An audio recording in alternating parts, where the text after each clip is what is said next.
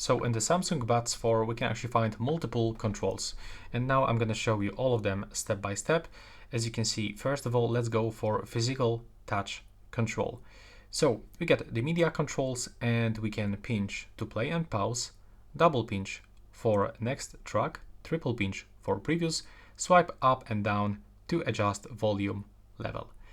For pinch and hold, we can switch the noise controls mode that we can customize. So we can just select everything literally. Or you can wake the voice assistant, this one that you have on your phone. So this could be Perplexity, Bixby, Google Assistant, or Gemini. Or even you can select to turn on some applications. So as you can see, for me, I've got the Interpreter, Mindfulness, Voice Recorder, Spotify, and the Samsung Music. But if you download some other applications, like for example the YouTube Music, it will be also here.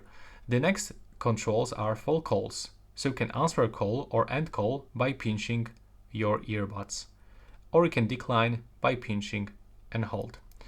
Now we can also find head gestures, and with the head gestures we can say yes or no when we talk with a Bixby, or we can accept and decline when we are getting the incoming calls. So if I want to accept the incoming call, I have to nod my head, or if I want to no, I have to shake my head. And there's also the voice controls for the Google Assistant, but it's not the same like with Buds 4 Pro, where you can say some specific comments, for example, to change songs or something like this. No, it can be only used for voice assistant to control them.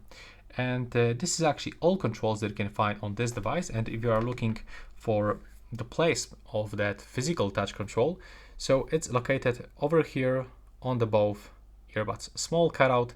It's not like super visible, but when you touch it, you can feel that small cutout. This is the touch sensor.